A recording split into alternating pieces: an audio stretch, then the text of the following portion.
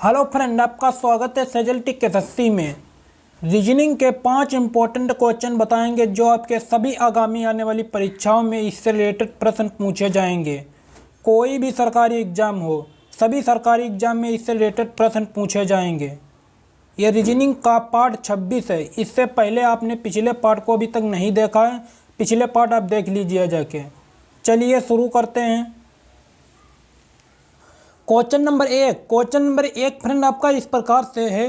दी गई उत्तर की आकृति में से उस एक का चयन करें जिसमें प्रश्न आकृति निहित है। ठीक है फ्रेंड, और आपका ये प्रश्न की आकृति है। ठीक है, ये वाली जो है आपकी प्रश्न की आकृति है और ये जो है उत्तर की आकृति है।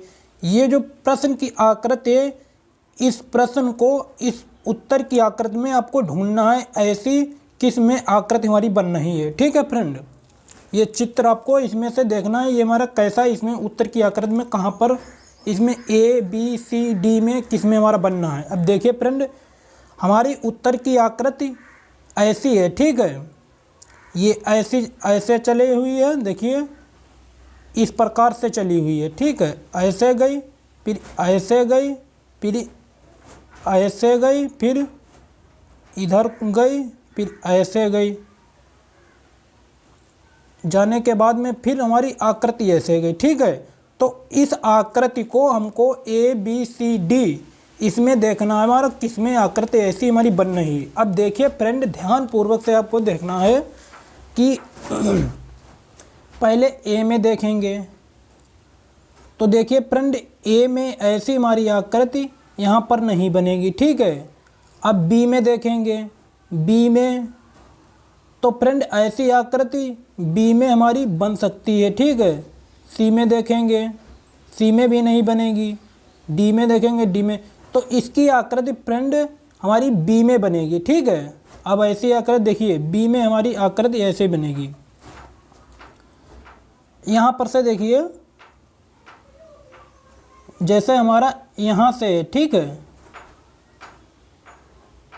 यहाँ से इतना, यहाँ से इतना लिया, फिर उसके बाद में इतना गया यहाँ तक, जाने के बाद में फिर यहाँ से इतना गया। ठीक है फ्रेंड, फिर उसके बाद में यहाँ से इतना गया, जाने के बाद में फिर यहाँ से इतना ऊपर गया, फिर ऊपर जाने के बाद में फिर यहाँ से इतना गया। ठीक है, तो हमारी इसमें बी में ऐसी आकृति हमारी बनी है। तो जब बी में हमारी आकृति बनी है तो हमारा राइट आंसर कौन सा हो जाएगा? बी हमारा हो जाएगा। ठीक है फ्रेंड, अगला क्वेश्चन नंबर 2।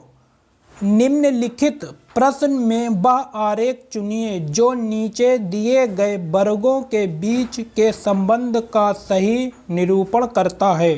ठीक है फ्रेंड, अब हमारा प्रश्न है फल सेब संतरे। ठीक है, और हमारे ऑप्शन दिए हुए हैं, चित्र दिए हुए हैं A B C D.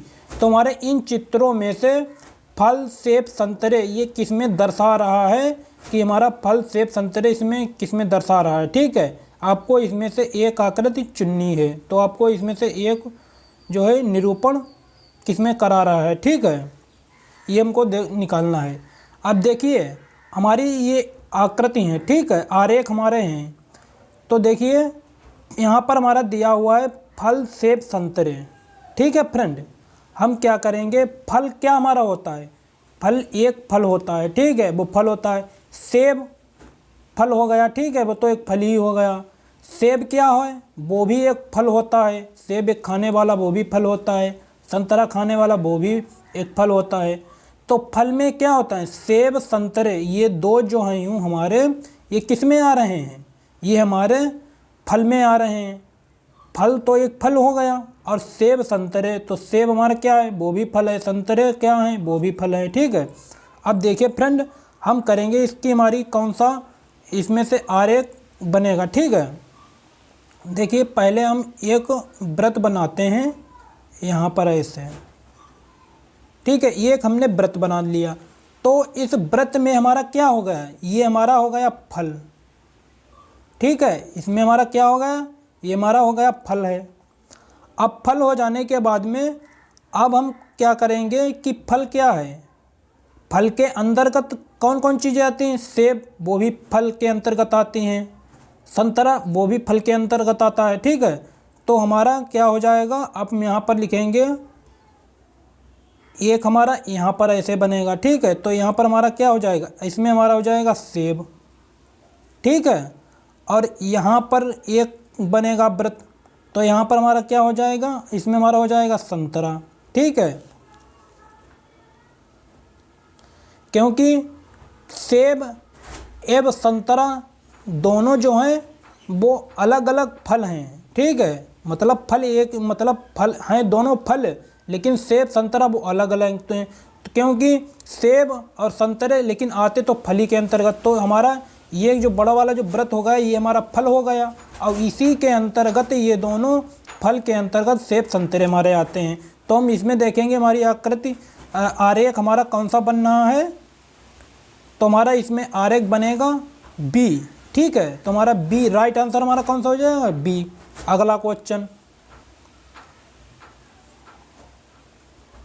Question number 3। Question number 3, निम्नलिखित प्रश्न में वह आरेख चुनिए जो नीचे दिए गए वर्गों के बीच के संबंध का सही निरूपण करता है।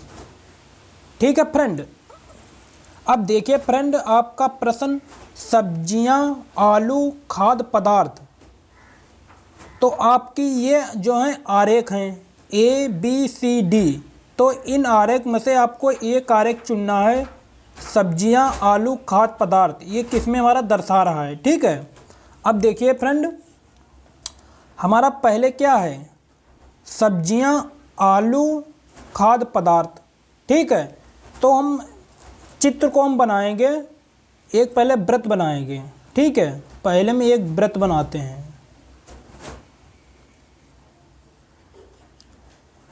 एक हमारा वृत्त हो गया। तो इस वृत्त के हम इस वृत्त में करेंगे खाद्य पदार्थ। ठीक है, हम यहाँ पर लिखेंगे खाद्य पदार्थ, ये हमारा खाद्य पदार्थ हो गया। खाद्य पदार्थ के अंतर्गत हमारे क्या आती है, खाद एक होती है जिसे उपजाऊ करने के लिए हमारी खाद होती है ना, खाद हो गया। ठीक है, और एक इसके अंदर हम और व्रत एक बनाएंगे, जब इसके अंदर एक और व्रत बनाएंगे तो इसके अंतर्गत हमारी क्या हो जाएंगी, ये तो हमारा खाद्य पदार्थ हो गया। अब इसके अंतर्गत हमारी सब्जियां हो जाएंगी, क्या हो जाएंगी, हमारी सब्जी हो जाएगी। ठीक है, सब्जी, इसके अंतर्गत हमारी सब्जी हो गई। सब्जी के बाद में हम एक और व्रत बनाएंगे, अब सब्जी के अंतर्गत हमारा क्या हो जाएगा, आलू हो जाएगा, क्योंकि सब्जी के अंतर्गत हमारा क्या आता है, आलू। आलू जो होता है वो सब्जी के अंतर्गत आता है। ठीक है, अब देखिए फ्रेंड, जब हमारा इस प्रकार से हमारी जो आरेख बनेगा, तो देखिए आलू सब्जी वर्ग के अंतर्गत आता है। ठीक है, आलू सब्जी वर्ग के अंतर्गत आता है। सब्जी एक खाद्य पदार्थ है। ठीक है, सब्जी एक क्या है, वो एक खाद्य पदार्थ है। तो हमारा कौन सा आरेख बनेगा, इसमें देखेंगे कि हमारा ए जो है आरेख बनेगा। ठीक है, तो ऑप्शन हमारा राइट आंसर कौन सा हो जाएगा, ए, हमारा राइट आंसर ए हो जाएगा। ठीक है फ्रेंड, अगला क्वेश्चन, क्वेश्चन नंबर 4, निम्नलिखित प्रश्न में से उसे चुनिए जो अन्य 3 विकल्पों से भिन्न है। अब इसमें आपकी ये 4 आकृति दी हुई हैं। ठीक है, और इसमें से आपको एक ऐसी आकृति को चुनना है जो एक अलग से हो और एक जो है अलग से हो, 3 एक समान हो, एक अलग से हैं। अब देखिए फ्रेंड, हम देखेंगे कि हमारी जो ए बी सी डी ये हमारी आकृति क्या है, ये तीनों जो आकृति हैं यूँ सभी क्या हैं, आकृति समान आकृति हैं। ये 3 हमारी आकृति क्या हैं, समान है। ठीक है, तो डी हमारा राइट आंसर हो जाएगा, क्योंकि फिर हम देख डी आकृति डी को छोड़कर अन्य सभी आकृतियां समान हैं। ठीक है, जो है यूँ ये तीन जो आकृति हैं ये हमारी समान है और डी जो आकृति है वो हमारी समान नहीं है। तो हमारा राइट आंसर डी हो जाएगा। ठीक है फ्रेंड, अगला क्वेश्चन नंबर 5। क्वेश्चन नंबर 5, निम्नलिखित प्रश्न में से उसे चुनिए जो अन्य 3 विकल्पों से भिन्न है। ठीक है, अब देखिए फ्रेंड ये हमारी क्या हुई, ये हमारी आकृति दी हुई है। ठीक है, अब ए बी सी डी, तो इसमें से आपको एक जो है आकृति आपको चुननी है और 3 जो हैं यूँ एक जैसी होंगी और एक आकृति हमारी भिन्न होगी। जो हमारी आकृति भिन्न होगी वही हमारा राइट आंसर हो जाएगा। ठीक है, जो अलग सी होगी। अब देखिए फ्रेंड क्वेश्चन को ध्यानपूर्वक से आप देखेंगे कि यहाँ पर देखिए ए बी सी डी, ठीक है, ये 4 हैं आपके। इसमें क्या है, ए बी सी डी। ठीक है, तो अन्य सभी सरल रेखाएं से निर्मित आकृति हैं। अन्य सभी सरल रेखाओं से निर्मित आकृति हैं। ठीक है, ये इसमें क्या है, अन्य सभी सरल रेखाओं से निर्मित आकृति हैं।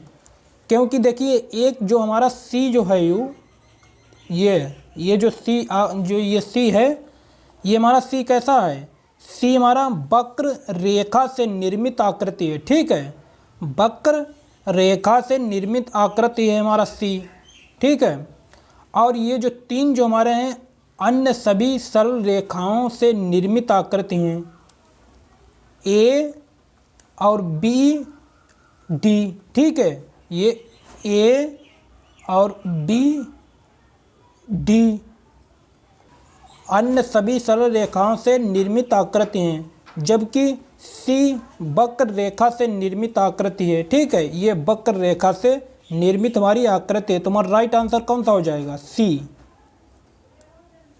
ठीक है फ्रेंड, अगर कोई भी क्वेश्चन में आपको कन्फ्यूजन या डाउट हो आप कमेंट बॉक्स में हमसे पूछ सकते हैं। आप क्वेश्चन को पहले आप खुद से सॉल्व करने की कोशिश कीजिएगा, उसके बाद में अपना जो है वीडियो और आगे का प्रोसेस देखिएगा। ठीक है।